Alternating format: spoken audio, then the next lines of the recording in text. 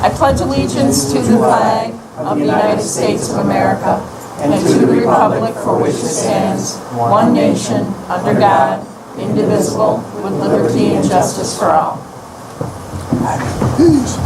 The minutes were sent out ahead of the meeting. Any changes? If not, can I get a motion to accept the minutes? Motion. Throw that out. Motion by Dave Sherman, seconded by Bobby Simpson. All those in favor? Aye. Opposed? Abstentions? Treasurer's report was set out. I'm going to hold that till we get down under executive committee, and we'll discuss that a little bit further. Next thing I have is enforcement list. We have one. Jose Rivera from Bronx, New York had his license revoked effective 4/2/19 for failure violation of 800.16A4. The next one I have is a letter from Jefferson Community College. As you're aware, Jefferson Community College did not enter a cohort of freshman paramedic students this fall 2018. We also do not plan to enter a class for fall of 2019. In recognizing the needs of emergency services community and in the spirit of cooperation, we will allow another course sponsor to hold a distance learning class in our region. It is our intention to no longer be a course sponsor for paramedic level courses. Our current sponsorship expires June 30th of 2019. So after this time period, REMSCO can authorize others to offer courses in the area without our consent.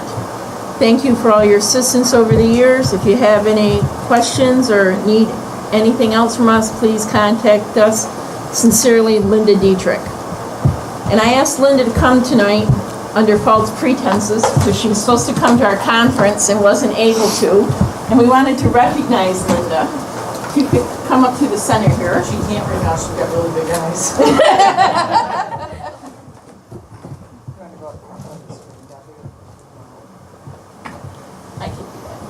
I can get there from here. Oh, I can go right to the center. So, Linda, for those of you that don't know, is the reason that we've had a paramedic program in the region for all the years we have. Her dedication and working and trying to keep a paramedic director in there and doing all the paperwork and everything, she has been instrumental.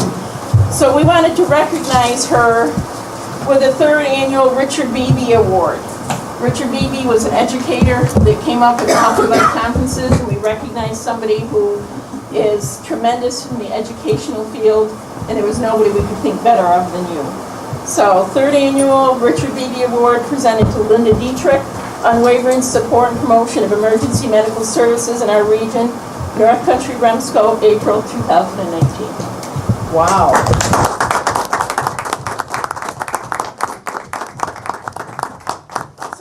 She was coming to Spring Fling to present an award to Paul, and then had a family thing come up at the end. So I reached out to her and said, well, can you come to this meeting in case somebody has a question about your letter on giving the paramedic program out. So that was my... That's a pretense, huh?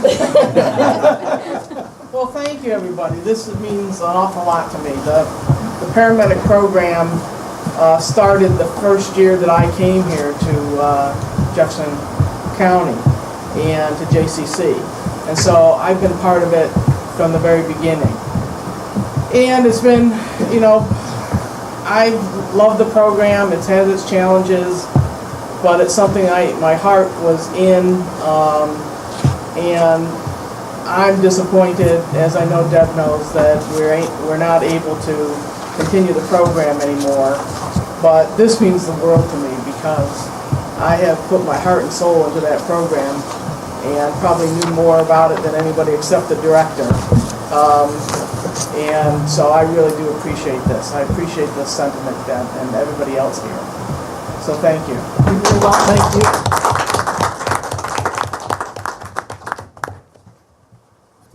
Does anyone have any questions? As long as I'm here. If I text this,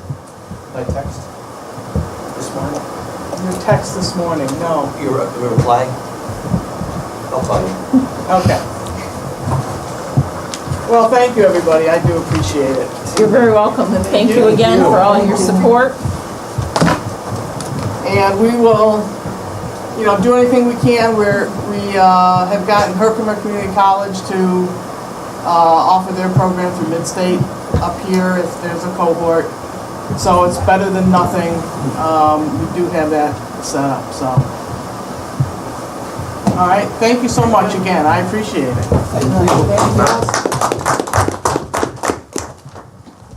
Next communication is from Joseph Bova.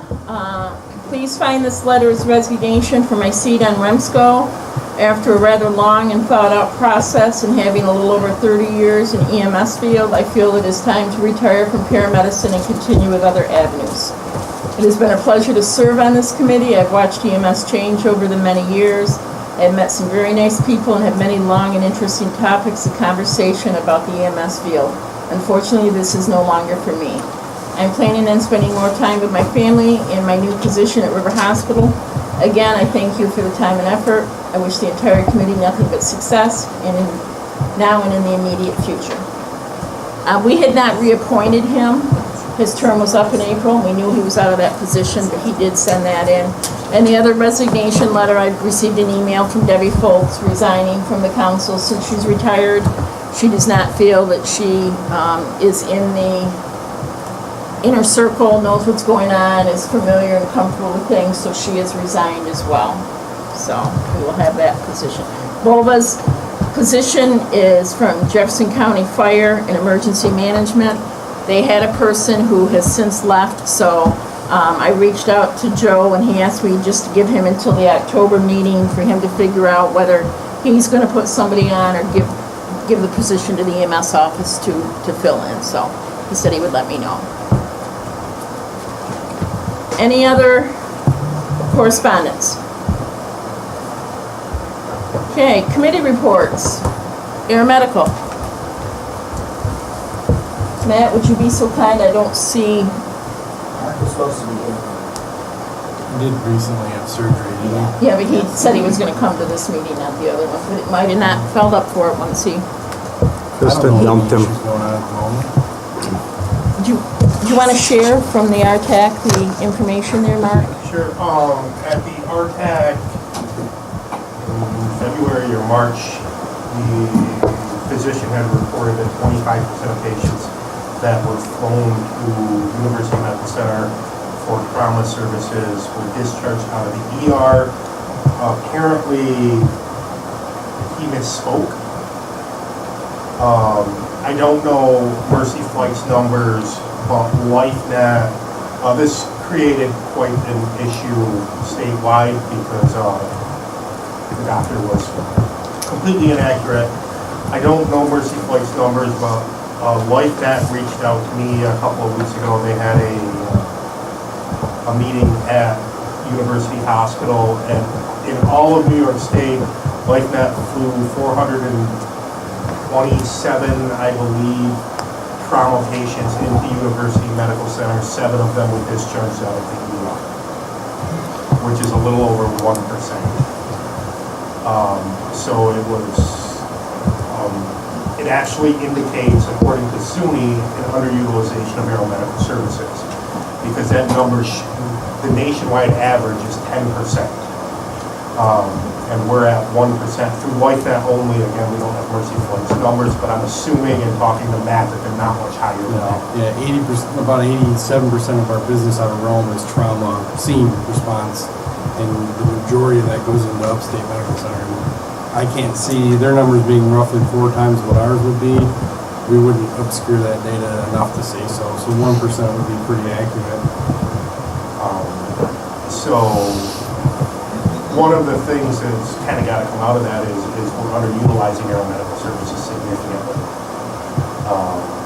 Because there is that margin of error and that brain bleed, that concussion that you can't see it. And statistically, we should be utilizing aeromedical services more often. And there is a weather factor with that in this area.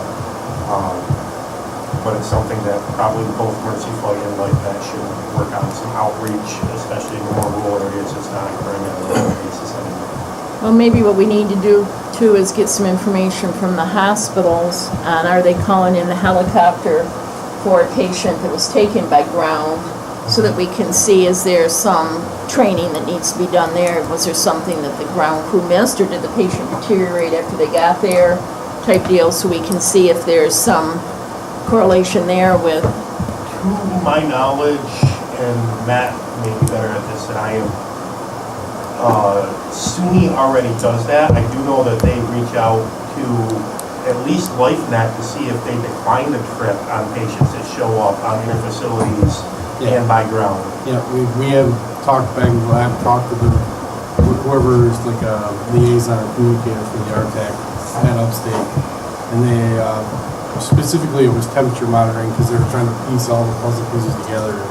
We uniquely sit in Rome close to a level 3 trauma center, so they were trying to combine data from stuff that was brought in by ground into them that was, again, ground transported across Upstate instead of, HEMS utilized first. But I think, at least speaking from our perspective in the central New York area, the struggle that we have is the ambulance services are being kind of forced into your protocol is closest to the trauma center, and they go into, and to be more specific, places like Canton, Potsdam, and like St. Elizabeth's, they are trauma centers, but pediatric trauma and burn patients, more specifically, should go to a level 1 trauma center. Anybody with any type of potential for vascular compromise or need for further surgical interventions, hemodynamic instability is another one that, yes, you could argue the fact that they need to go in for, volume resuscitation, but ultimately that volume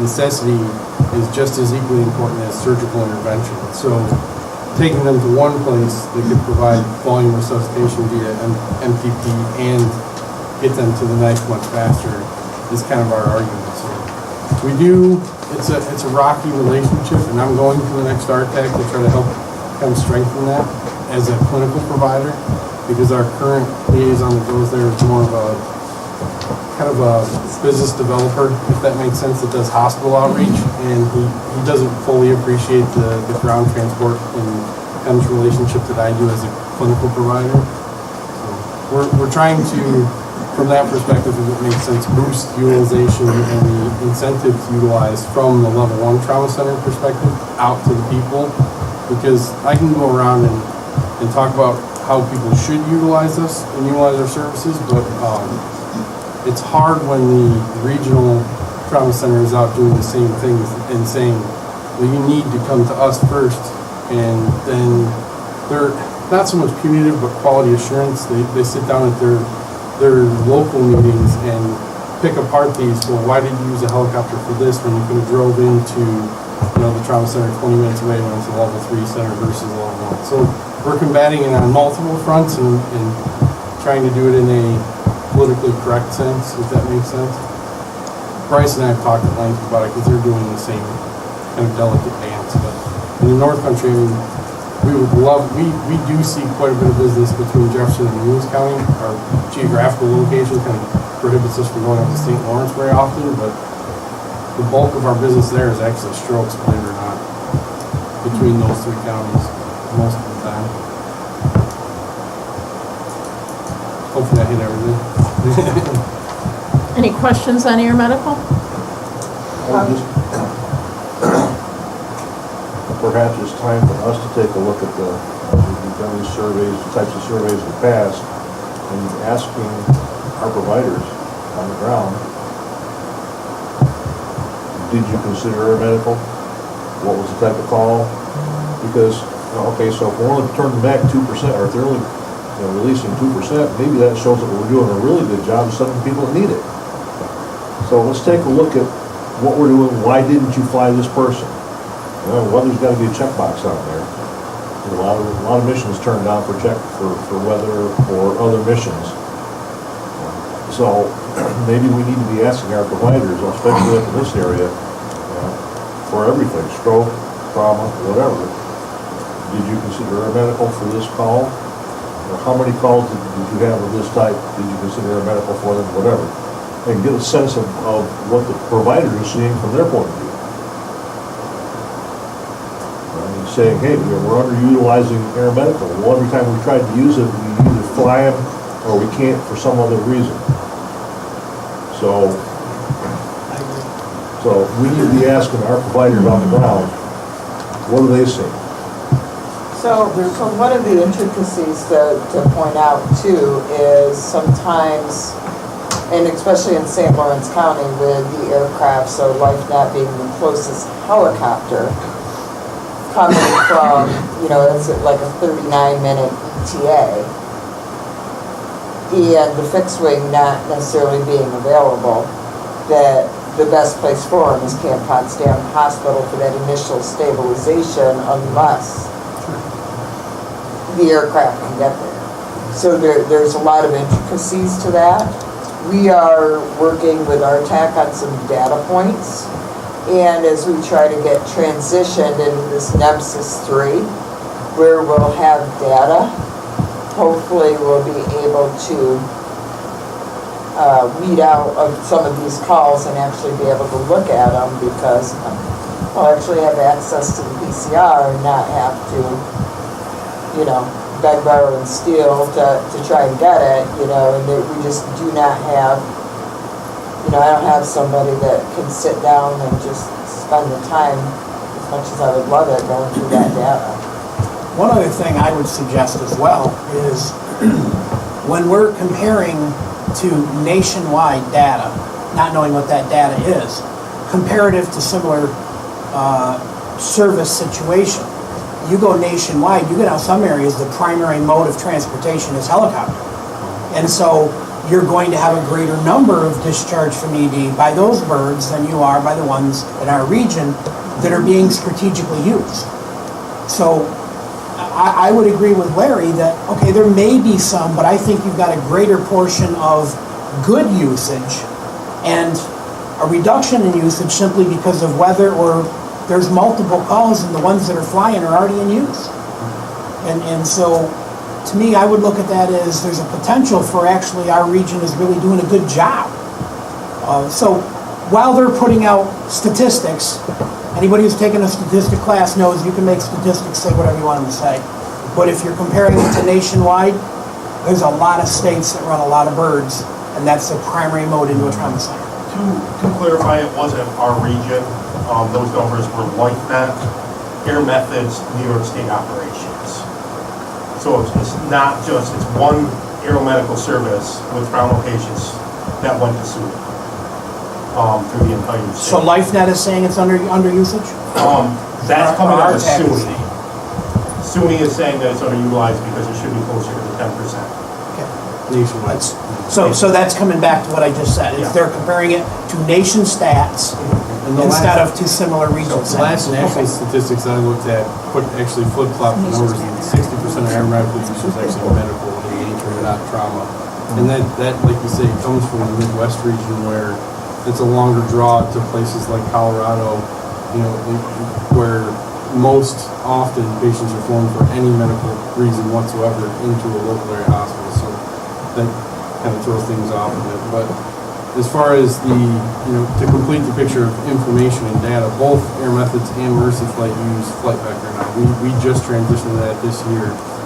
And what we provide to most of the counties that we service is a report every month that shows requests, whether or not it was referred from one aircraft to another, whether we referred it off or it was referred to us, the distance and closest available aircraft at that given point in time. So it would depict whether or not there even was an aircraft available and where it was in geographical location as far as nautical miles.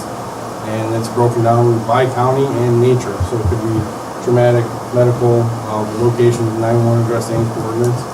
And we offer that information readily to anybody. And likewise, so does Air Methods. So it would complete that picture. So you would take information from your statistical information from your charting and pair it with, okay, this is the time frame that this stuff went on, and this is the time frame it happened. Look at that.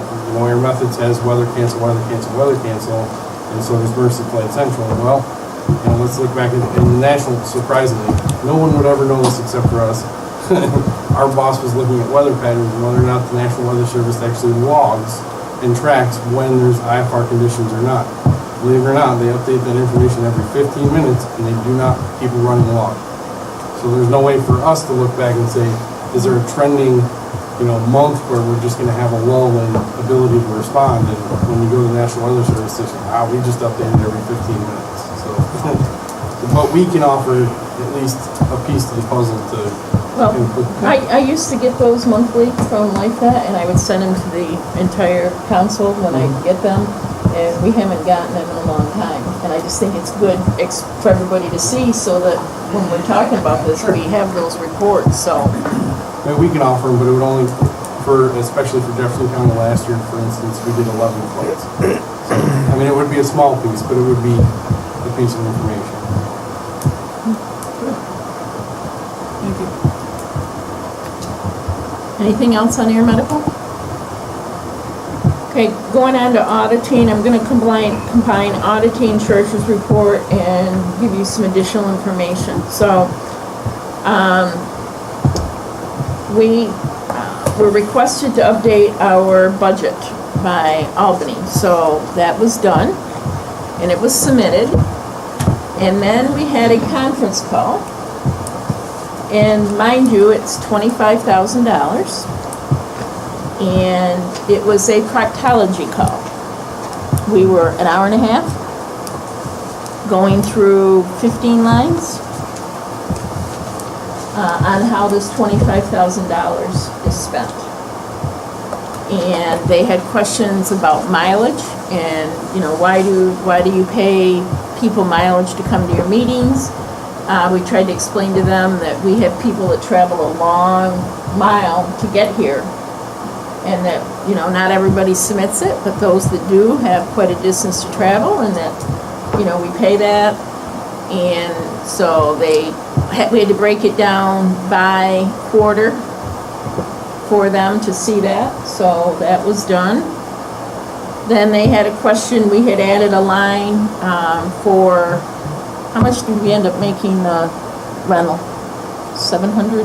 No, $1,020. $1,020 we added for rental space from FDR-HPO for storing our stuff and giving us meeting space and everything. Then they wanted an MOU, memorandum of understanding between us and FDR-HPO on what we get for that $1,020. And you can't pay it yearly, you must pay it quarterly. Down to the FDR-HPO had to report to them how much they pay per square foot, per office area, and how that breaks down by number of employees. And I'm going to leave it at that. And this was for every line item, for everything. So then we had to talk about what else we used money for. And in the past, we have had a budget line there to support Northern New York CISM. And we were informed that we cannot do that. We're not allowed to spend the funding on that. So I asked everybody that was on the call to keep that to themselves so that I could sit down with their president, which is Julie Carlson. So I had Julie stop down and see me, and I explained that to her, and then I gave her a letter on May 2nd that she could take back to her group explaining why we couldn't do that anymore. So the letter stated, and again, I wanted to speak with her in person, but I gave her something that she could send out to her group. I'm writing to inform you that the North Country Regional EMS Council is unable to continue funding the Northern New York CISM team. This change is not due to your organization and the great work that you do. We had a meeting with the Bureau of EMS at the end of April to review our annual $25,000 operating budget. After reviewing line by line, we were informed that we cannot utilize New York State funds for your group. We have many other items that we've done in the past that we cannot support with state funding as well. Is it possible to schedule time to review the financial implication with your treasurer? Based upon your status, we have some ideas on how to continue to support the CISM team. So Julie understood. She said, it's not you guys, we understand that. So I'm waiting to see what it is they need so that we can see if there's something we can do to assist them in their future needs. So if you'd like any further clarification, we can talk after the meeting. So the next thing we discussed was paying for people to go to state council. And we used that opportunity to say, well, you know, we've submitted names numerous times. They still have not been approved. We don't know where the vetting process is. So we've been using funds. Myself, I've gone down, Dave, other people, and I would try to buy lunch. I thought if people are coming down here, oh, you can't do that. Unless they traveled, if they left an hour before the start of their work shift, and they aren't going to be home until an hour to 2 hours after the end of their shift, then you can buy lunch at this. But you have to be under the GSA federal per diem rates, and you can't go over that, and everything has to be itemized and signals. You have to have the receipts and, you know, hotel rooms. We can't stay at the Hilton. We can't stay where the meetings are because the hotel will not offer us a room at the per diem rates for Troy, the federal GSA per diem rates. So we either have to get 3 quotes to show we can't get a cheaper room or stay elsewhere. Even though the state books that hotel and that rate for everybody coming to state council to Now, go to. for the vetted CMAX REMSCO members are Got the it. only ones allowed to use Got it. that, yet they have failed. To vet. Yet we haven't been vetted because of, so. So then they went on to ask some more questions, and we were informed that we can no longer provide meals for this meeting. And we said, okay, we've combined the meetings, we have REMAC, and then we go into REMSCO to make it just one, so we're not paying as much in mileage. We have people that are traveling a long distance to get here. Sometimes we don't get out until 10:30 at night, and you're telling me we can't do this. You can't do that with state funds. So,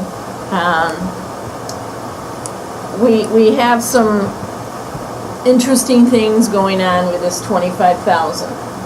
So, what we did determine is if there are funds left from Spring Fling, that's not under their capture, that we could do the meals.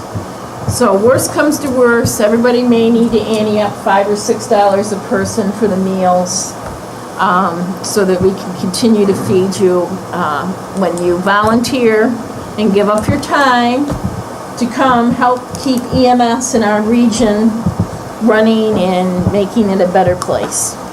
So when I got off that call, Ann called me back and said, should I come take your blood pressure? And I said, probably not, because it's not going to be very good right now.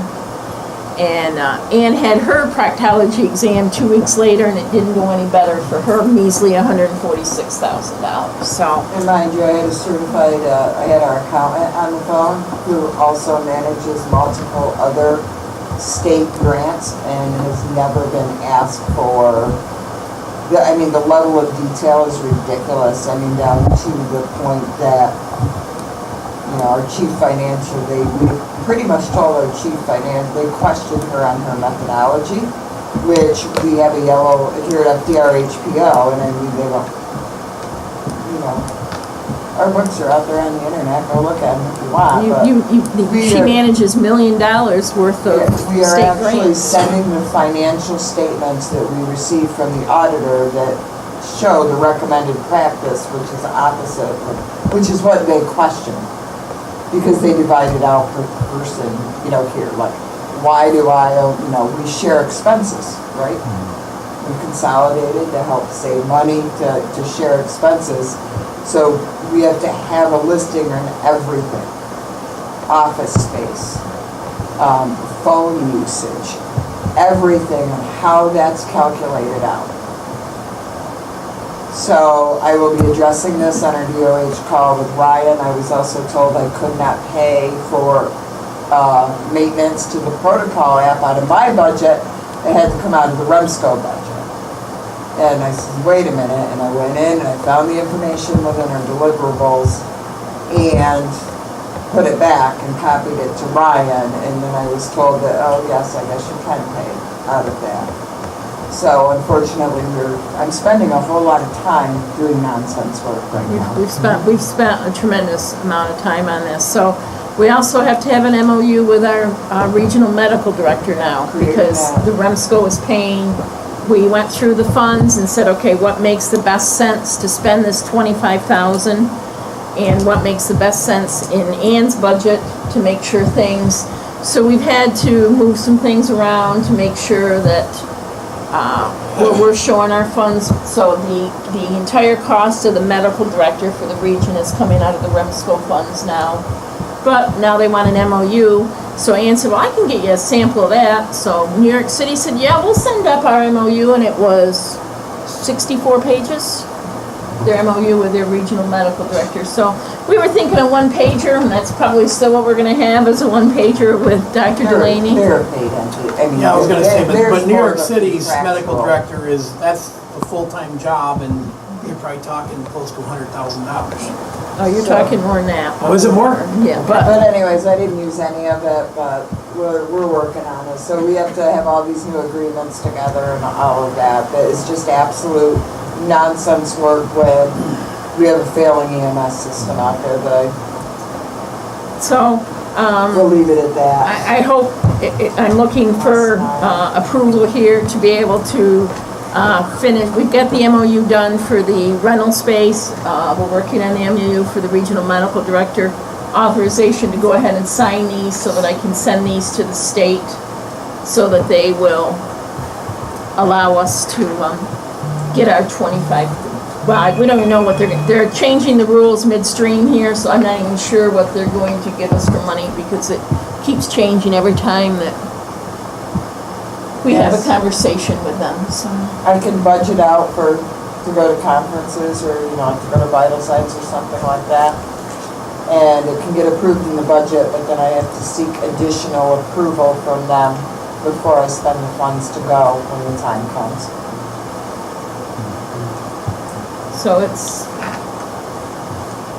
So no money has been released to us yet from last year. We have modified the budget 3 times now. Yes, and you can't spend any funds until you get this done, and they didn't put this out until after the REMSCO budget year started.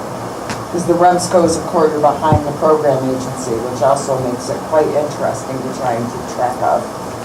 So REMSCO's already started when they started this. My budget is yet to be approved for my year beginning July 1st. But For it the is state, what it we're is, here and to we help. smile and we move on. Justification of your job. And we just 2 people, not just 1, 2 people. So, I presume they're doing this to all councils, or are we being singled out? oh no. We are not, it is all 18 program agencies, so you have some very cranky program agency directors across the state. So if I go to state council anymore, they will not pay for it. They will not pay for me. They question why the regional chair goes to state council. I don't know. What do you think? What do you think? So, Wow. so Is there any legislative relief that could be sought? I'm working on seeking relief. Tums. Stand. I'll make a motion that we sign those on. we develop those MOUs and do what we need to do to be able to It was cool. get them. So that is the state of that. It's been an interesting few weeks trying to figure out what they want. And I mean, when they got down to the mileage and wanted it broke out by person, by meeting, it was, Sounds like somebody got a new job and doesn't really understand the confines of their own job, so they're just gonna try to make it bigger and better than it really They're is. gonna be bosses. That's So the new contract person is an audit person. She comes from the audit. And I mean, she's a very, very nice person. And I think there's just a lot of interpretations going on. So unfortunately, it just takes time to justify and to work through these, I'll be having a discussion. We have a monthly call with DOH with the new director on there, so I'm sure this will be a hot topic come Wednesday. I think all 18 of the regional directors should snarl back at Mr. Greenberg, and if they need further support, they should reach out to the county EMS coordinators to back up your side of the house. Because having that type of an audit, I know firsthand, is very humiliating. I know that it's very stressful, and it redirects resources that should be utilized other places. So if you need backup, come to us. Thank you. Well, I almost think that we're gonna need to have a regional chair conference call, and we're gonna need to do something from that end as well. And Yeah, you're gonna have to get the chairs together and have a meeting with Mr. Greenberg and Yeah. get this settled immediately before it goes too much Because, further. I mean, I just felt like it was 25 million when we were, it's like, it was just, and I said, oh, half hour, this will only take a half hour. Yeah, no. That's why I invited others to join me. So, Yeah, she knew what we were up against, so she made sure when she did hers that she it wasn't just me. had somebody on there. Okay, enough beating that $25,000 horse to death. Bylaw, I don't believe there is anything, but I am going to ask that we schedule a bylaw meeting and that you do a review and that you give me something, because I need that for the deliverables to show that the bylaw committee did meet and that there was no changes necessary. Tell me it's been. So we will have to do that. That CON letter, Ann, yeah, that CON letter. Once upon a time, I read it. So we did receive a letter from Dan Clayton stating that this letter serves to confirm that the department concurs with the North Country Regional EMS Council's decision of April 1st to approve of the Article 30 PHL transfer of operating authority from RB Lawrence to your entity. Although the Article 30 PHL authority can be considered transferred, the business closing must take place in a full-service inspection conducted prior to issuing the operating certificate. Please contact John Morrissey and respectfully submitted. So that went to Canton on April 11th, so that inspection was all taken care of and all that was done. And when she gives her report, we'll discuss another CON that's going to be forthcoming. Executive, we did have a executive committee meeting.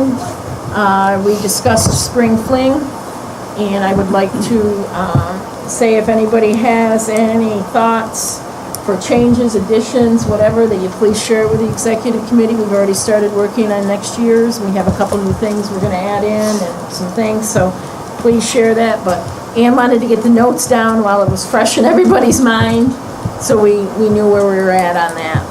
I'd also ask that throughout the year, we're gonna have a lot of new vendors, and I think that that's one area I could really use some help in, is trying to attract some new vendors that maybe have some, EMS bling to sell. They like EMS bling, or stuff like that. So, I have a huge thank you for our vendors, and especially our sponsors like Mercy Flight and LifeNet, and because they enable us to have some of these other programs. But maybe some new vendors would be nice. So you guys, a lot of you folks are the ones that are working with them, or you're ordering supplies, or out there, and if you see something new or something neat, or think that they would be good at spring fling, please, let Jonathan know so he can get them in the vendor list so we're ready to mail. So in October is when I usually redo that letter and try to get it to all the vendors at Vital Signs.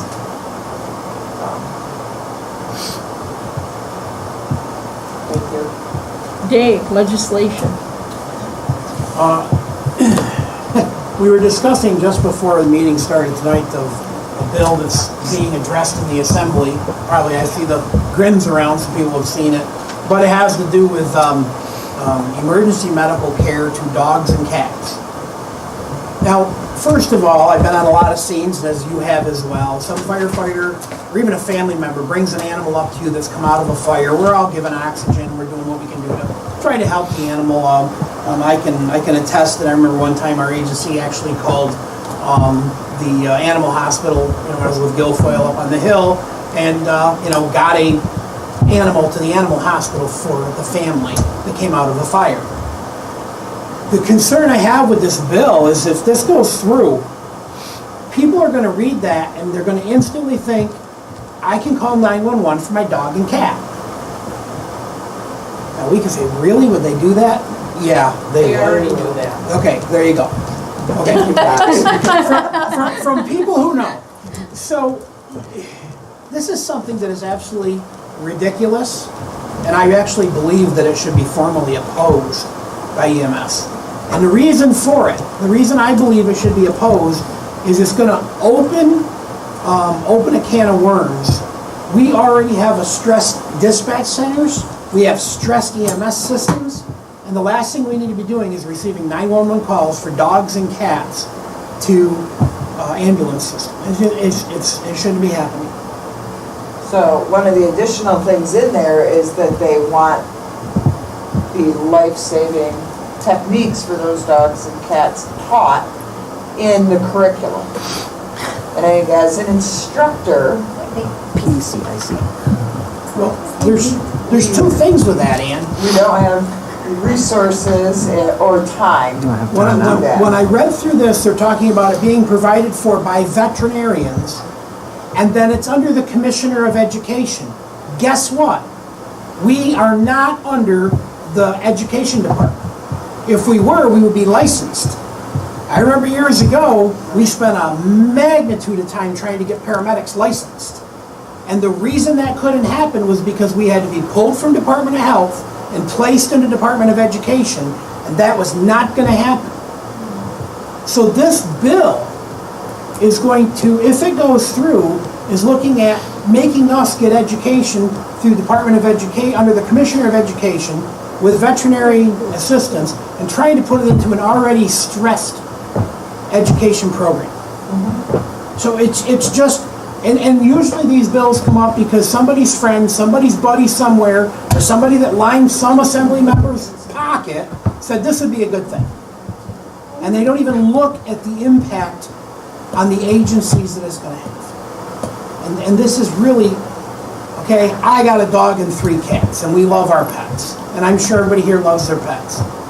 But this is not something that our system in a crisis can take on right now. Absolutely. It says administering Narcan. And so, to me, this is something that should be opposed. I read this, it's been read in the Higher Education Committee so far as all it's been done, which technically usually means it won't go far, but remember, we were coming into the end days of session, there's probably 15 days left, and that's when they just start throwing stupid things through just to make people shut up, or to get them to sign on to something they want. So, anything can happen, but it is right now only in one house. It does have to be in 2 houses to become a law. So we did give our quick opinion to one of the local assemblymen who asked for it in 5 minutes. And I sent you a policy statement 5 minutes ago. Can you give me an opinion on it? Or a bill? Okay, so it has been responded to. I did All right, respond. thank you. Because that was the only thing I was going to ask, is that maybe if we needed to, we would address a letter Yeah, to that the we- assembly, but if it's already been addressed, I appreciate was it. asked to send a text. It was responded to via text to the assemblyman's helper. Aide. Sorry. Yep, thank you. The only other thing I had was it's in the report here from the State Council legislation. There's an assembly bill against selling patient health information. Every one of us thought HIPAA already took care of that, but I guess there's something somewhere missing, so somebody had to write a special bill for that. And there is still an Assembly and a Senate bill authorizing collaborative community paramedicine. They're still trying to make that move forward, but it's still being fought tooth and nail by NICE. And then there's an Assembly bill for direct pay, which is requesting insurance companies to actually pay the ambulance companies that are providing the care instead of letting the checks go to the patients. The reason the insurance lobby is fighting this is they're claiming that if they are told that they have to pay the ambulance company their bills, that they lose the right to negotiate, and they will, what they're telling the legislators is that means they would have to raise everybody's health care premiums because they wouldn't be able to negotiate and have an in-network provider. Okay, then stop raising them 10 to 18% every year and I'll listen to you, but right now, anyway, it doesn't matter. But that's what we're trying to, what we're trying to get with. So that's all I have. Membership, Carol. We have 6 membership applications. None are complete at this time, so letters will be sent out again. And as soon as they're complete, we can bring them forward. Hopefully, we can work on them this summer before letting it go all the way to September. That is it. I know I had one out of Lewis County. I thought we had received all the spot. No, the recommendation letter wasn't there. They were complete. Well, no, I thought that one was complete, so. Josh? Yeah. She looked at hers and I looked at mine and I didn't have the, we had the, I have it. Okay, sorry, if I'd known that, I would have made sure that. well, Jonathan reached out to all these folks. Oh, did you? Okay. Yep. Well, I didn't know that, so. Nothing for nominating. Mark Peer. Would really love to see some Excellence in EMS award nominations. Seriously. Sorry. We had a spelling issue the other day. And try to correct my spelling, that she was wrong. Which made me really happy. Basically, if you send one in, they're gonna get an award, but it's recognition. And stuff you can use to do press releases, et cetera, to kind of, social media. Like, agencies have really good calls all the time, and I would love some of those. I can send them out to the committee so that they can just reply back, sounds good, and we can type up an official certificate, and you can get it out. We have pins. And pins and all the other stuff, so we can get some PR and show the communities that we are doing some positive stuff. That would really be wonderful. Also, we would love something to do other than March with award nominations. It's really important to me. That's it. Program and REMAC. Okay, so first off, we'll need approval of the new REMAC committee for 2019. Here in a minute. So here's the recommendations. So the ones that changed. So we extended Paul Barter because he came in midterm. William Rice out of Jefferson County will take the ALS position for Jefferson County.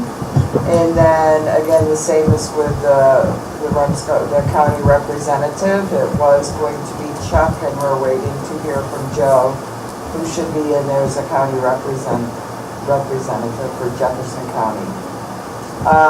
Normally, so Steve Monnett's position was here as a BLS provider. We received no BLS applications, and the only application for REMAC that we received was Josh. Mark Tuttle was extended, as well as Bob McKenzie. There's 2 educators in Lewis County, which is a position that Mark holds. And they talked about it, and Carl was the other educator and didn't think she had time right now, but maybe work her. She may be able to come to some meetings to work and maybe potentially being able to be an educator on the committee. And then our Bob. So in Jefferson County, Melissa Brook. St. Lawrence County. Or St. Lawrence. What did I just say, Melissa? Jefferson. In Jefferson, sorry. Oh my God. Melissa Brook was extended because she came in midterm, and then Jonathan Mitchell as a county representative replaced James Chestnut. So So, we had a meeting, it was Dr. Delaney, Ann and I, we reviewed the applications, and these are our recommendations to you. And so these are committee appointments, and true, I can just appoint the committees, that's what the bylaws say, but we would really like to make sure that everybody is okay with this. Anybody can attend the REMAC meetings. These people are more, the only ones that can vote at REMAC are docs, but these folks would be involved in the CQI and helping assist with doing an investigation and things like that, if that was needed. That was the reason why we tried to have ALS, a BLS, an educator, and a county rep from each area on there to give us the wide variety, so that depending on what the issue was, we would have all different points of input. So does anybody have any questions on these? Okay.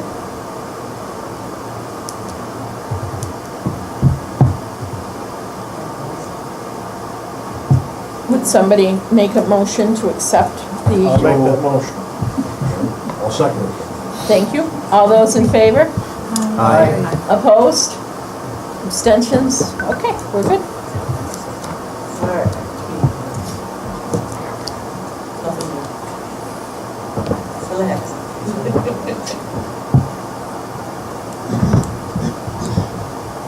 No regional stroke or trauma committee meeting since the last meeting. The next one will be June 21st for our snack and noon for our TAC as usual at City Upstate. So level of care changes. So JS Coster, we reported last time, they're ready for inspection. We just have to get it scheduled. So Russell Rescue received a statement of deficiency that they had not responded to calls within 30 days.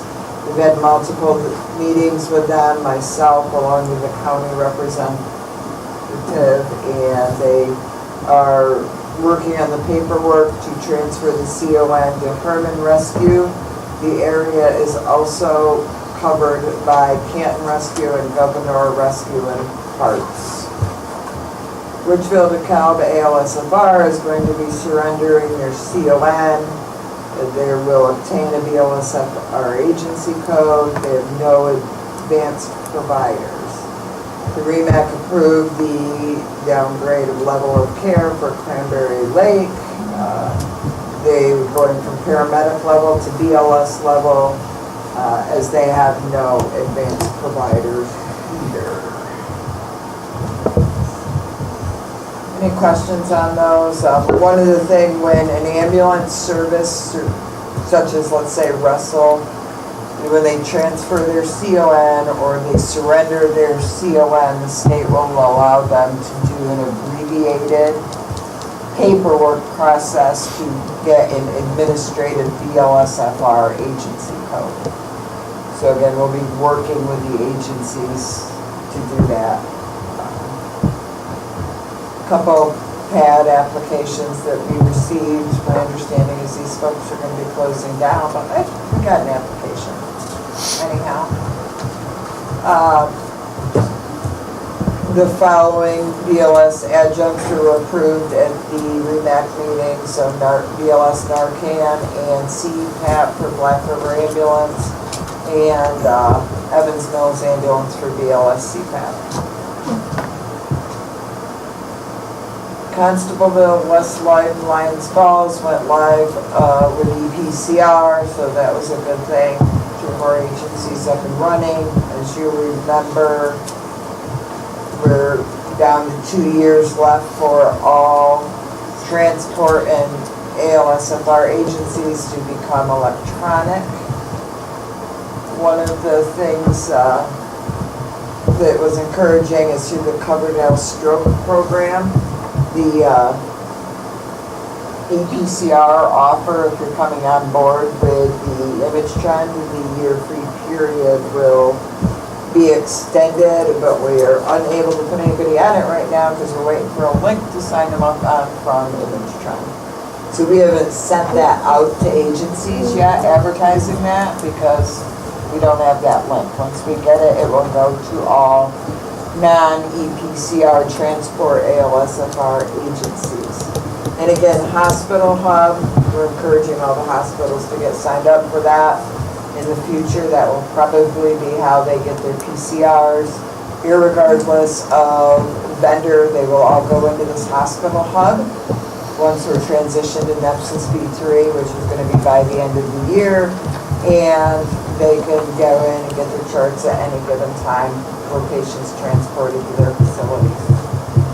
So they won't have to make all the phone calls. So PCR delinquencies, I'm going to be working with Jefferson County EMS to see where Redwood is. We're not sure whether it's because they've had no calls, they've responded to no calls. So we'll be. I looked real quick, at least the month of April, they did respond to at least 5. Okay. Yeah, real quick. All right. But, so we'll be working on that and ensuring that we're getting up to date. They're telling us to push to get these PCRs and the paper PCRs. Last year we kept them all year and sent them because we have a lower volume now. But now they want them sent more frequently, so hopefully it'll fit in my post, just be approved for me to get the mailing for those in my budget, but we'll see. Anyhow, here are the upcoming CME skills sessions. And we discussed at the REMAC, and I will discuss here, we are looking for volunteers to help us out with spot check inspections to ensure CMEs are being done, that the agencies have what they agreed to. So if you're interested, again, please let me know, and I'll ensure that you have materials that you need and discuss what we look for when we go to check those. But every agency, you know, this has been in process, we've been in session for over a year now, and we need to ensure, because we had a couple issues last year, again, that agencies, if they're truly doing their skills,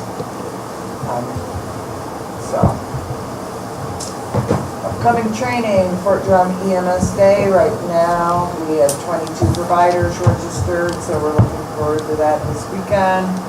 And we only have 5 registered so far for the difficult airway class, June 22nd and 23rd, that's going to be held in Canton Potsdam Hospital.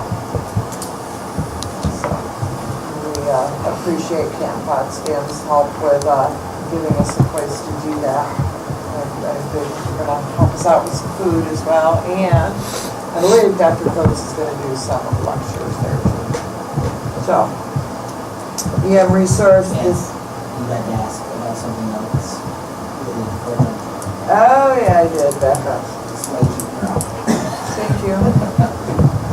So, prior to our budget discussions, I planned on coming here to ask if we could, as we have in the past, as a REMSCO, provide food for this Fort Drum Day lunch. And I would ask and see if there's any support using some additional funds that we still have to provide lunch for this Fort Drum EMS Day on Saturday. It was already promised before I was told I couldn't do it.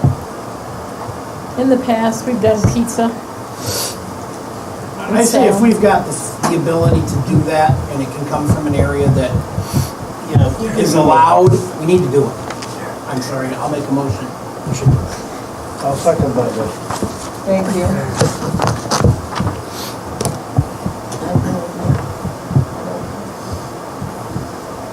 So we have a motion and a second to go ahead and provide lunch for the Fort Drum EMS Day on June 8th. Any further discussion?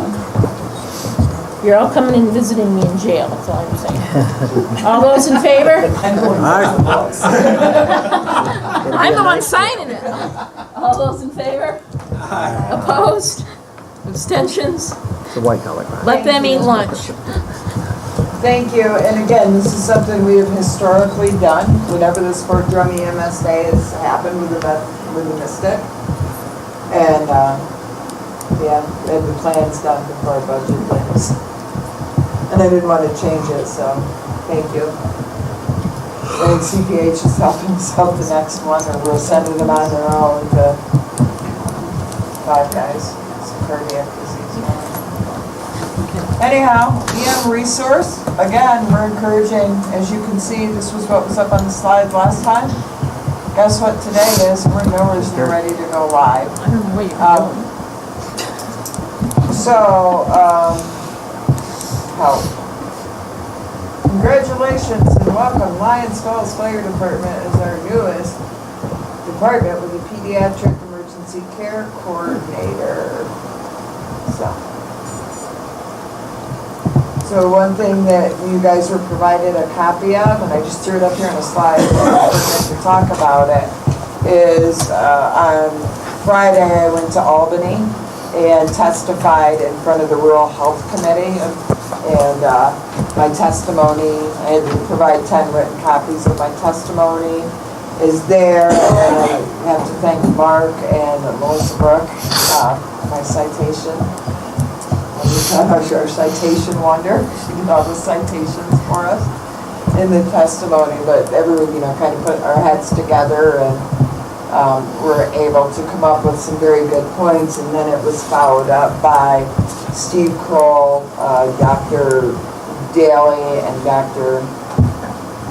I'm not going to say his name, I don't know, from, what's his name? He's the chair of the council. He's the chair of the DOD-NOI, however you say it. Illinois, I think it is. Illinois, yeah. Anyways, great. Doy now. Thank you. Say that again, I can't. It's say Doy it. now. It doesn't look like that. I know it doesn't, but that's what it is. Thank you. I can never pronounce his name. But anyways, they presented as a group as well. And just so you're aware is that the hospital associations in Iroquois, so Haney's and the Iroquois Hospital Association, as well as some town folks that were there, were talking about, the crises like with their healthcare center. Every single one of them talked about EMS as well. So it's getting a lot of, it's getting put on the table a lot, at least in front of the assembly it was. So, but these are the things that we have to start doing more of. The recent get-together that we had a few agencies that were able to get together and go and fight for the crossover, with the payments that they were trying to cut. And again, that's great. We won this year, but it'll be pretty good resources say that it's going to be back on the table next year. So we have to come together and we have to start, actively trying to. I never thought I would have to in this job go to Albany and be saying we're going to have a catastrophic failure of the system. I live it every day. I watch it across the county. So counties, excuse me. Counties and state, so it is all not good. Anyhow, good. Any questions for me? And that's what I look like after the budget meeting. That's what we all look like after the budget. That's the color my face was. Besides, my head was 12 times bigger than it should have been, too. Larry, safety. I have nothing to report, but I do believe Joe was on the safety committee, so I'm going to replace him. I'd like to see someone, St. Lawrence on that. We're going to talk about that under a strategic meeting in a minute. REMSCO and CMAC.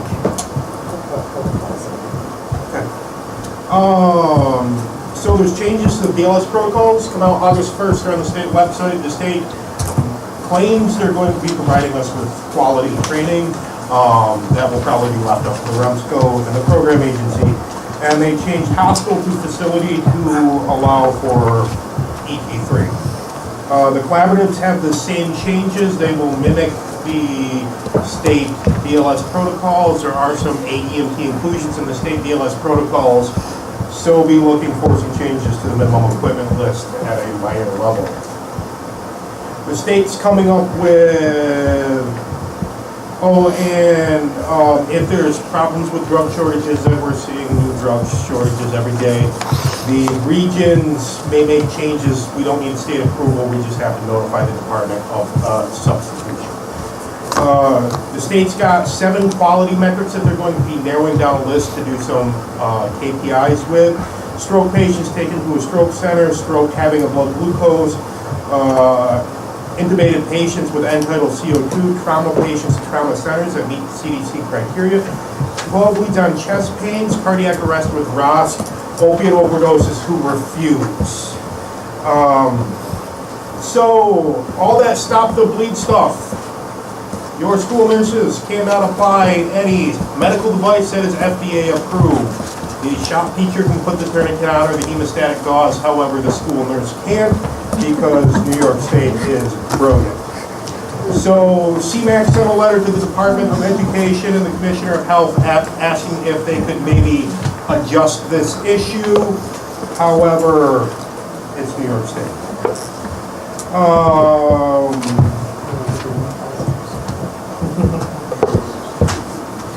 The new instructor policy statement was going to be 4 to 8 weeks, was put up a couple of days ago. Apparently nobody knew about it. Except for Jefferson County. There are 276 AEMPs in New York State. There are about 11,000 responses a year where airway management is needed from AEMPs around the call. One AEMP, or 0.2% of the time, did direct laryngoscopy to remove a foreign body airway obstruction. There were about 259 intubation attempts, or 2% of those responses, and 76 supraglottic airways. As a result, they're probably going to be removing intubation and direct laryngoscopy. And epi was another drug that's in there, but that is in the new scope of practice model for national standard, which is the intent to align New York State completely with the national standard curriculum, because there's problems with reciprocity and other stuff for AEMPs. They would like a job description and ideas for a job description for regional faculty. Currently there isn't one. They want, and they are looking to re-roll out the regional faculty program later on and create a tag with it. There's 102 people who signed up and started participating in the CC Bridge program. 100 are currently enrolled, 94% initial pass rate on the, I believe it was the first exam at the time. I believe they've had a second exam since then, and I don't know. No, we haven't. July 8th. One of the things they do want to emphasize is it only covers the gaps, the stuff that was not taught in the CC curriculum that is in the paramedic curriculum. And but they're tested on everything. However, the education piece only covers what was not in the initial education. So that said, the REMAC, did endorse that for anybody doing the CC, their paramedic bridge program, that they're doing 20 plus hours of didactic a month, let alone for the year. So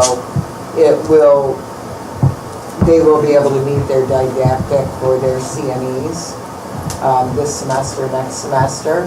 And then if they do their practical skills test next year, and depending on how much, we'll see when next year rolls around, but it may cover their skills. So this year they still have to do skills. Their didactic set. They're working on rewriting 1206, which has to do with mutual aid policies. They are looking for, they're getting requests for proposals for updating a new back-end program to allow for online renewals. It sounds like they want to go similar to the registry, where it's an online-based platform and you post everything up there and click send, and it's approved or disapproved through probably a CAP sequence number. They are going to start accepting forms through emails. They claim that in the near future they are going to have a way that you can email a form and receive a read receipt from the state to indicate that you got it, and that you will no longer need to spend ridiculous amounts of money mailing stuff to the health department multiple times. As of this meeting, which was in May, within 2 weeks, CMEs were going to be able to be emailed in. I have not seen an email address to send them in. Is there one there, Chris? Did you find that? So this 45-day rule still applies when that email address mysteriously appears.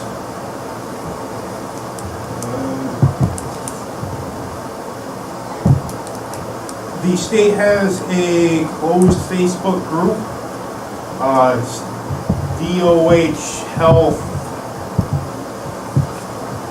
New York State EMS Community, I believe. You should join it.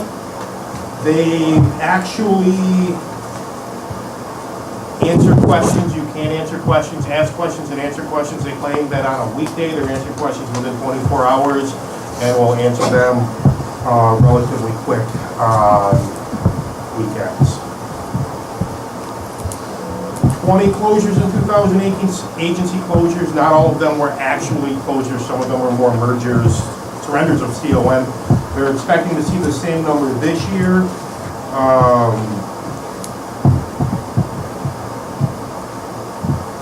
And so, this is cool. I believe it was TLC's ambulance got ticketed after an accident for not having a DOT inspection. Correct. DOT number, US DOT number, because it weighs over 10,000 pounds. So, nobody knew the answer to that. My But guess if is it's got a DOT number, it needs a DOT inspection. it's probably Okay, registered as no. commercial. No. She said DOT inspection. Yeah, but can I? Yep. I'm quite familiar with that, having been here the report 3 different times. There was a crash. The state trooper on scene was filling his report and asked for their US DOT number. According to the Department of Health, ambulances are exempt from US DOT numbers.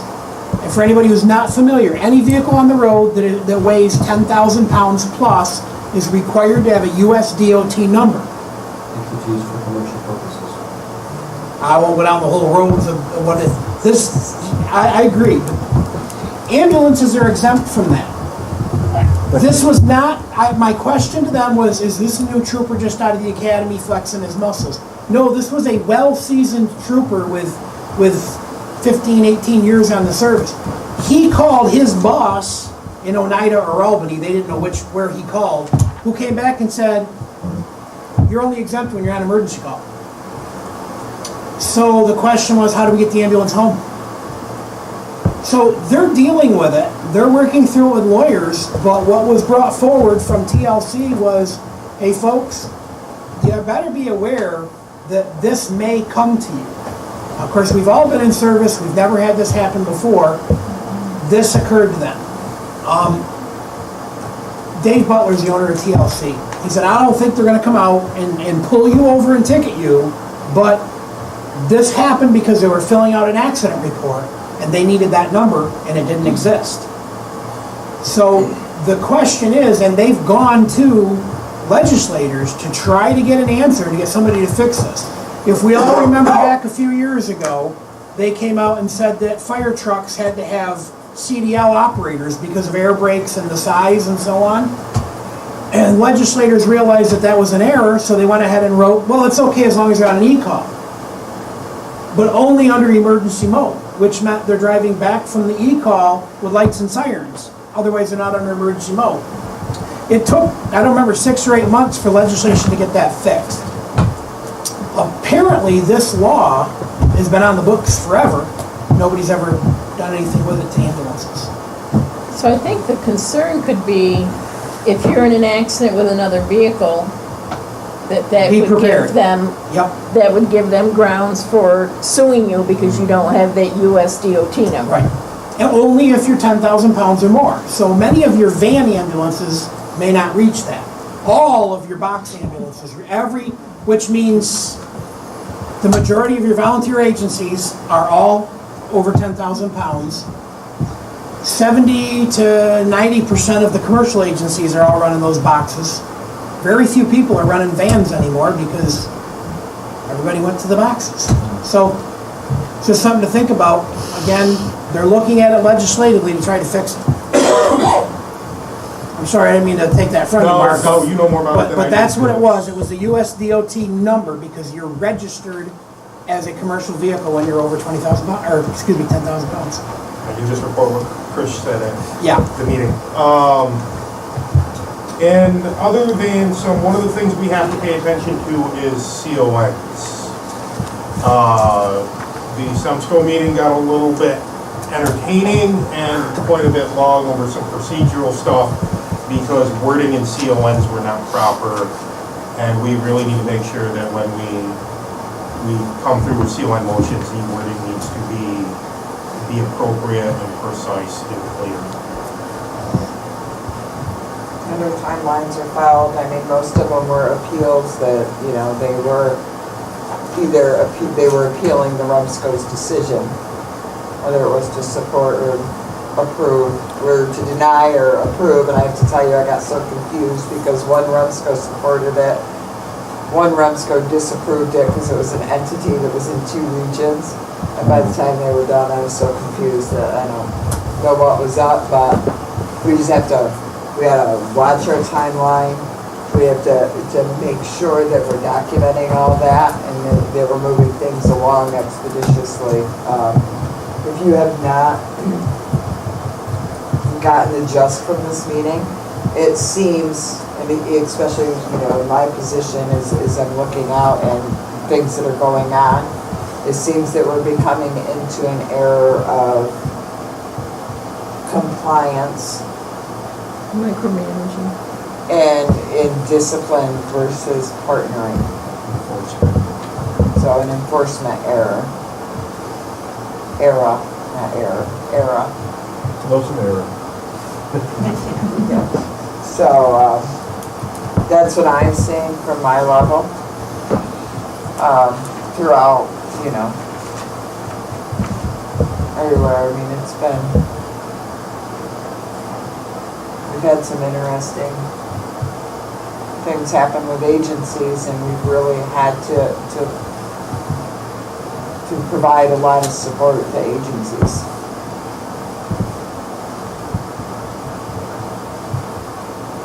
Any questions from the REMSCO and CMAG meeting? Moving on to training and ed, we did have a training and ed meeting prior to this. Jefferson County EMS, their course sponsorship has to be submitted by the end of June. They're still waiting for a couple pieces of paper. They've been waiting a few weeks now and still don't have those couple pieces of paper. So I'm looking for permission from this council to have the training and ed review the paperwork. If everything is acceptable, for me to sign it as we have to do every time, and either indicate there are no stipulations or there's concerns or that we don't support it for whatever reason, so that we can make sure, because we don't meet again until October, that we get that into the state. I make a motion for the chair to be able to do the due diligence required through the Training and Ed Committee for approval or, what is that term you just used about correction? I forgot what that is. Yeah. Certain stipulations. Stipulations. Yeah. To take care of I think the that's what the CON. word says on there. We support of it with the following stipulations or following something, I think is the verbiage on there. Do we have a second on that? Bobby, all those in favor? Aye. Opposed? Abstentions? I didn't really think you wanted to have another meeting in July, but we certainly could. County reports, Jefferson County. I'm only going to defer to Chris.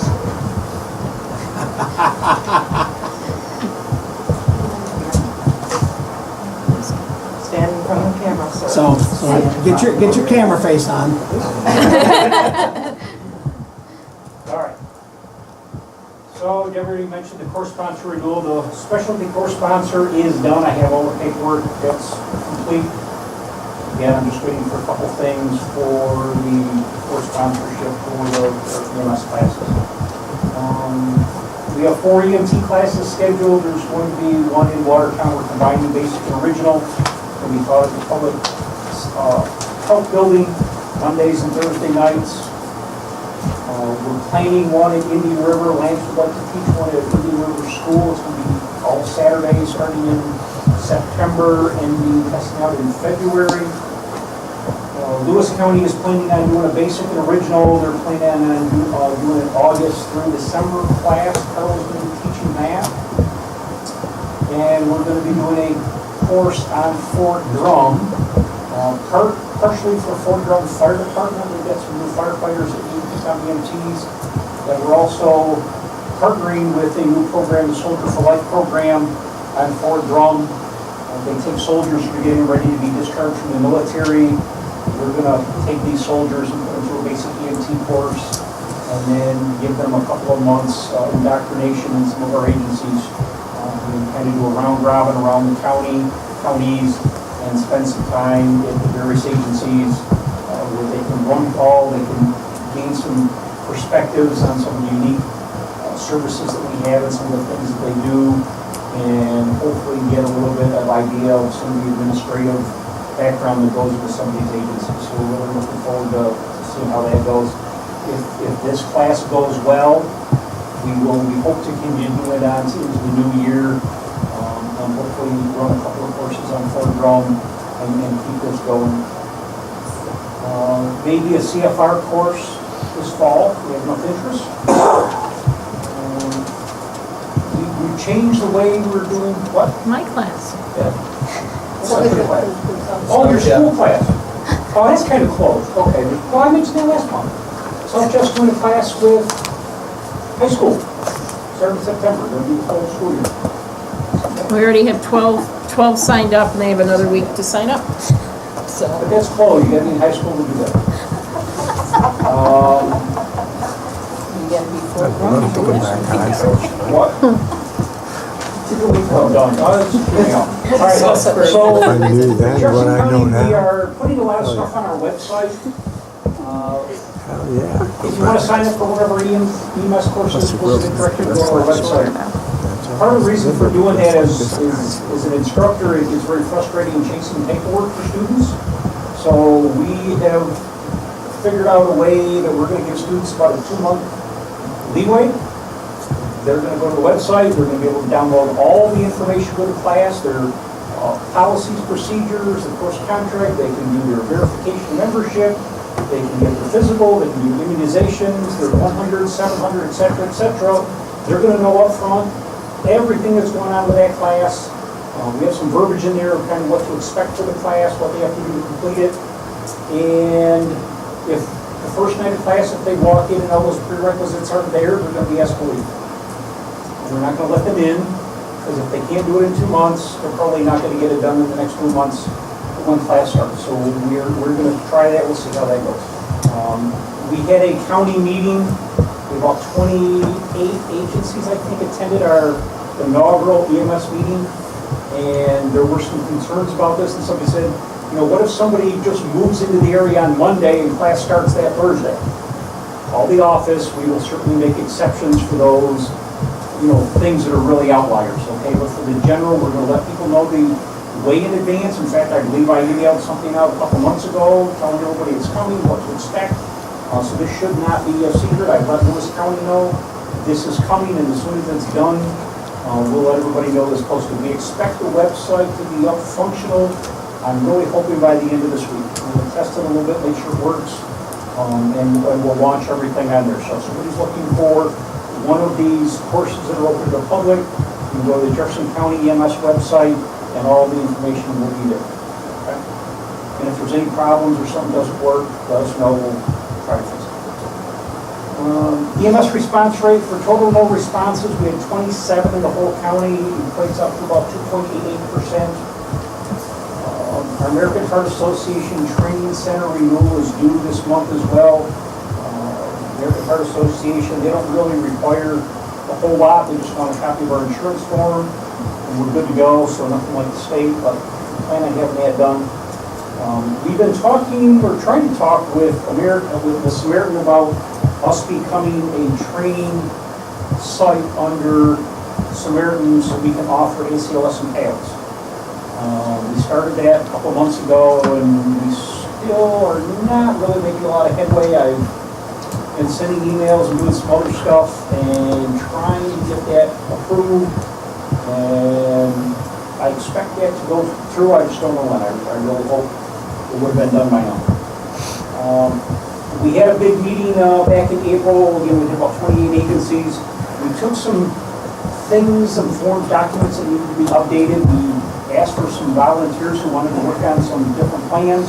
One of them is the county MCI plan. We farmed that out to half a dozen folks who had an interest in doing that.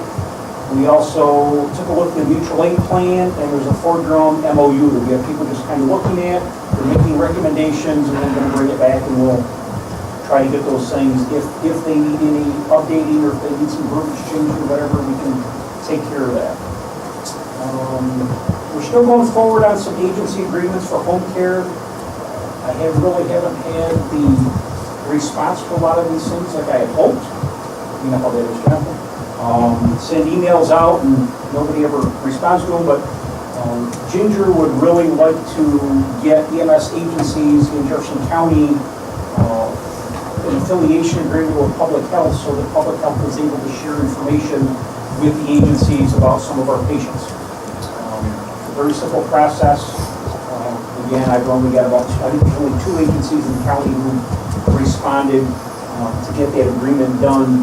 So they're the only 2 agencies we can share information from. So we're going to hit that again when we have our meeting. We've had a couple of meetings on the OD mapping system incidents in Jefferson County.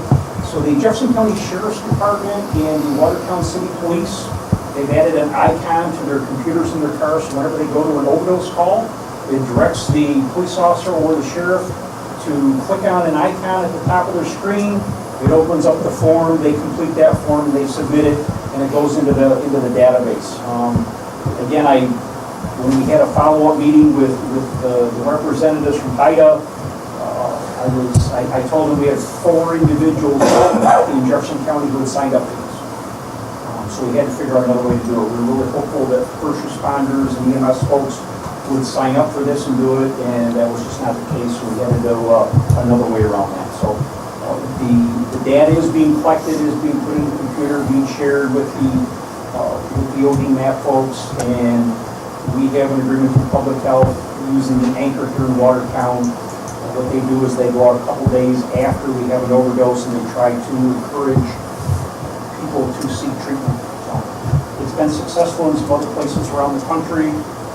Oneida County is doing some things we're having some success with, so we're trying to pattern what we're doing after some of the agencies that are having some success. We've had some conversation with SMC to develop some standardized radio run reports. We talked about this at our meeting. Everybody thought it was a great idea. It's just a matter of sitting down and actually formulating and putting them together. I've tried to meet with the SMC staff a couple times. It just hasn't worked. We're going to keep trying. Mountain Fest 2019, Thursday, June 20th. We're looking for some help. Jefferson County was asked to staff the EMS tent, first aid tent at Mountain Fest. I think I had 3 applications, so it'll be just the 4 of us. But if you're interested in coming to help, those Jefferson County, if you're interested in coming to help with Mountain Fest and want to sit all day under a nice, it is a nice tent, right? Under a nice tent? No? Under a tent? Under a tarp. Tarp, whatever they set up for us, I'm sure we'll have a good time. Probably be green. Well, maybe that'll change once they announce the act that's supposed to play there. Well, didn't they today, did you look up those things? Yeah, it's low cash. They've announced. Is that right? Low cash, yeah. Exactly. It's not sharing. It's not sharing. So again, Jefferson County, we're going to try to get some staff together. I'm sure like everything else, they're waiting for the last day and then we'll get inundated with applications.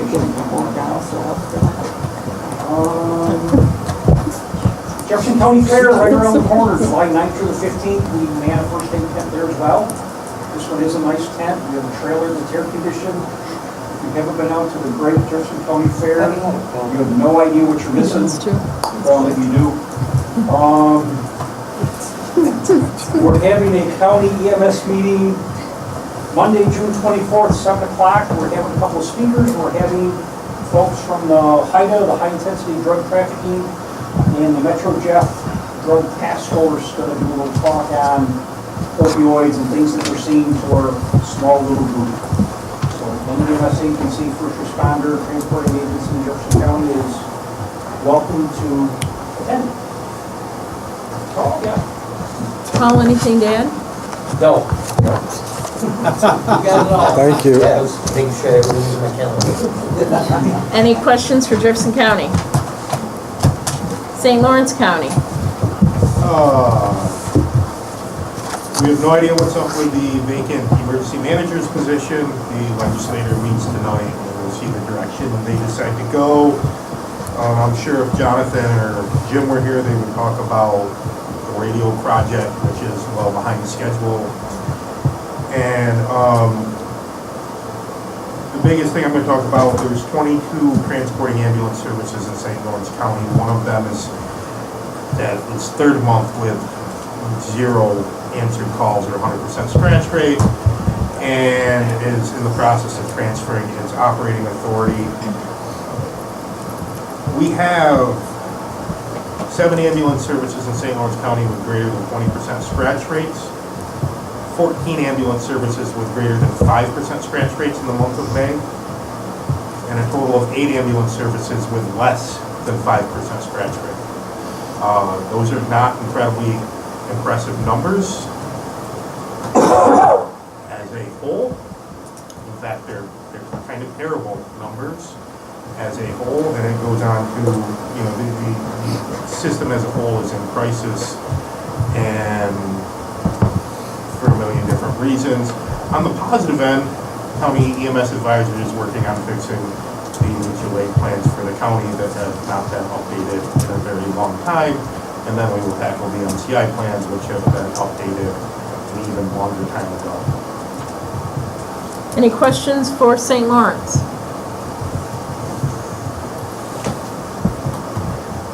Art, you want to, under St. Lawrence, talk about training? Well, we do have a basic and refresher course that will run in the fall, and that's really about the only other addition, I guess. Okay.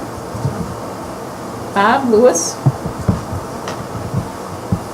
So according to what I'm told, they had 10 that tested out from the EMT class. 2 of those were refreshers. No one's gotten any answers on whether or not they passed or not. I know this personally, because I checked this morning for my 2 daughters. Both of them took the mid-state course, and one of them will be one of the first 17-year-olds. Let's see how that goes. I can tell you right now that they need to revisit that 17-year-old perspective. It's too much. My daughter went from valedictorian and salutatorian to just high honor. Too much stress in a 17-year-old. So that's just my 2 cents. Be that as it may, after the EMS Council on 4/16, I had to announce that the Responders Banquet was coming up at the Elks on May 4th, and we had no submissions for any awards this year, so it was going to be a very short ceremony. At which time, within 1 week, we produced EMS awards. Sorry. Your committee, don't shoot me. And at that time, it was BLS provider was Bob Bowman from Beaver Falls. ALS was Cody Capron from Fort Lyden and LSR. And the agency of the year was Harrisville. So we also gave a certificate of appreciation for hosting EMT classes to Lewis County Search and Rescue, and a certificate of appreciation to the Elks Lodge for hosting the banquet for the 3rd year in a row. They do all the fundraising on that. It doesn't cost the EMS providers or their families anything. So it's a really good banquet. During EMS week, countywide, we had a touch and ambulance event. All ambulance agencies in the county but 2 came to this Touch an Ambulance event. It was really, really unique, and it was pretty good to see every ambulance agency in the county, like I said, with the exception of 2, all in one place at one time. Search and rescue sent rigs out to cover, so no area was left uncovered. We got Lowville Fire down there with their ladder truck, and they took some spectacular pictures, which will be utilized or could be utilized for calendars, events, whatever. They did a really, really nice job.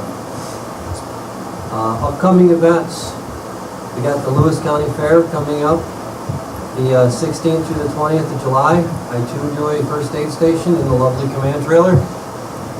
That is a free fair, so we tend to have a lot of traffic. And I've got Mowdown, that's going to be July 4th through the 6th, just in time to screw up my vacation. We're welcoming them back again this year.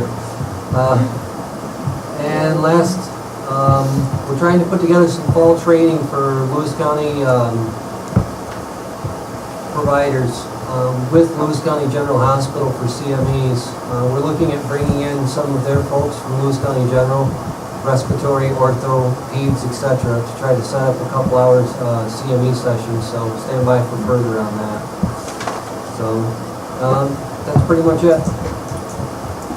Any questions? Moving on to old business, spring fling, we had touched on that, so I don't think we need to really say anything more. Fort Drum dust off, Chris, any updates there on radios? They have what they need. However, I've been out there a couple times talking to the crew.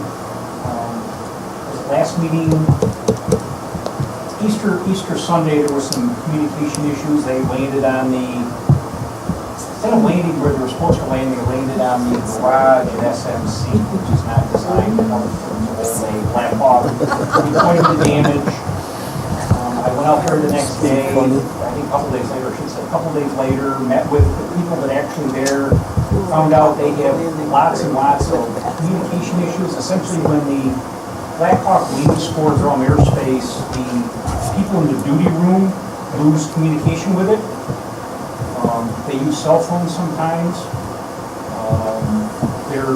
I don't honestly know what the problem is with them. I think it's the crew error because we've tested the radio and it works.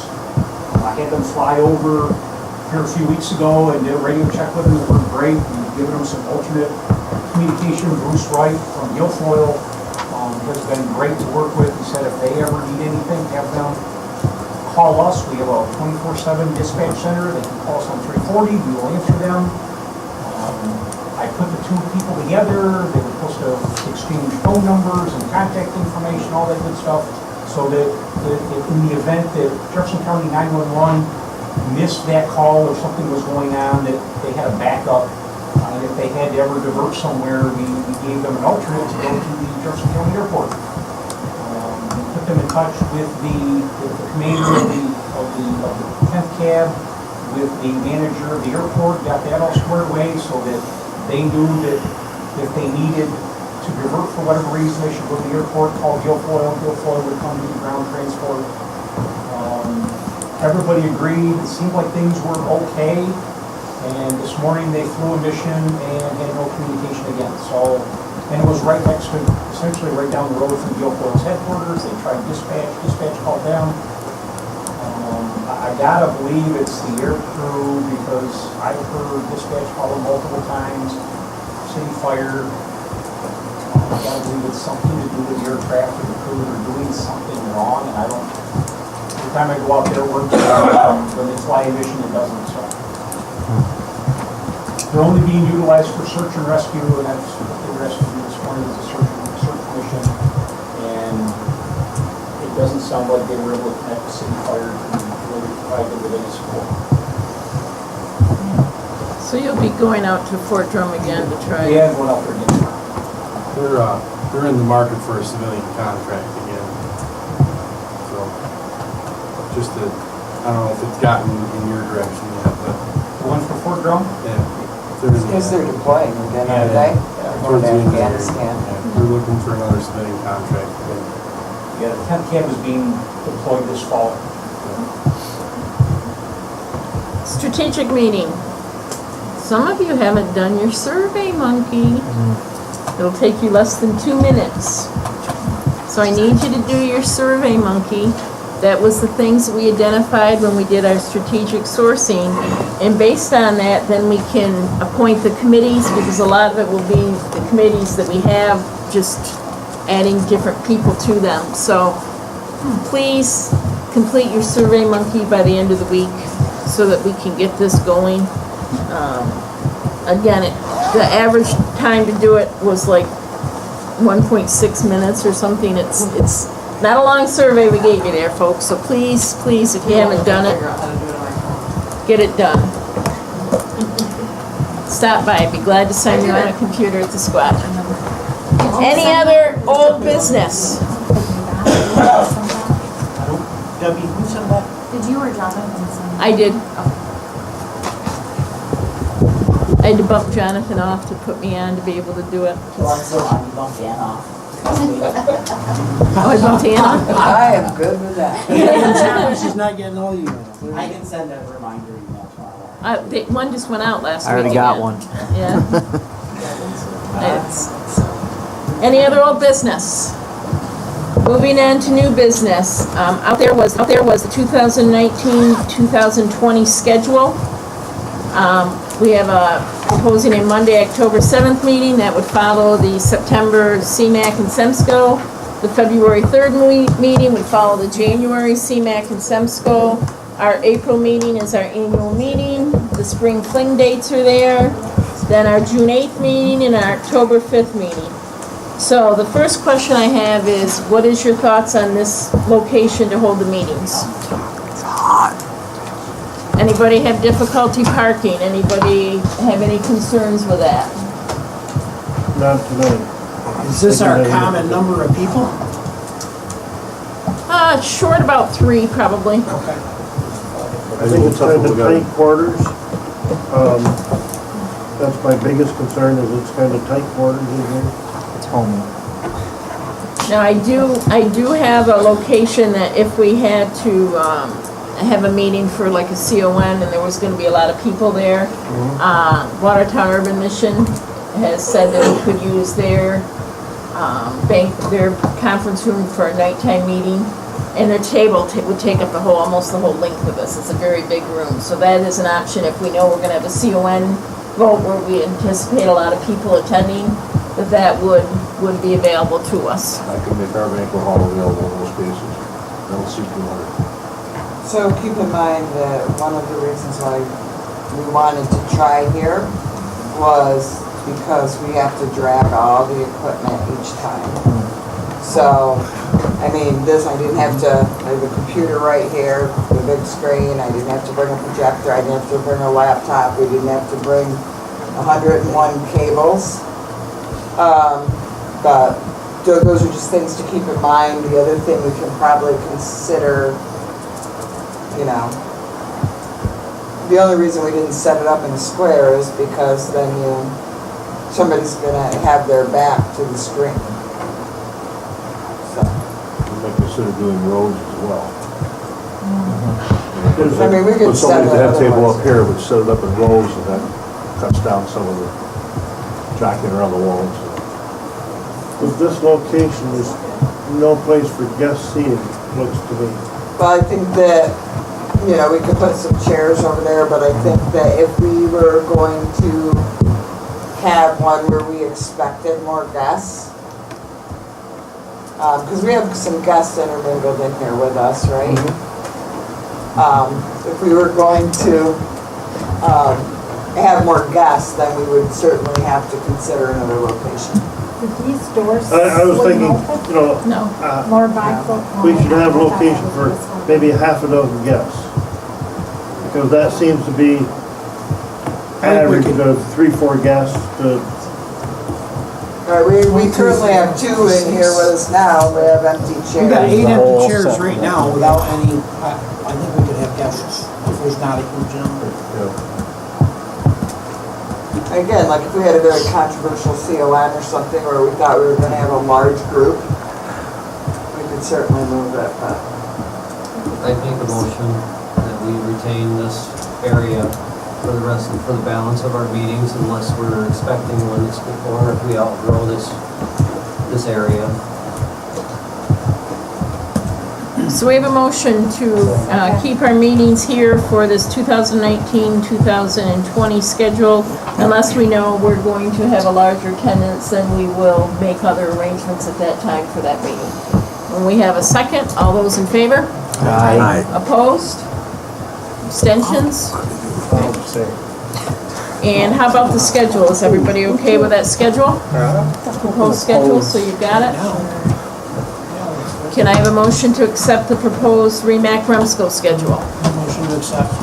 We have a motion from Dave Sherman, second from Bob McKenzie to accept the 2019-2020 REMSCO schedule.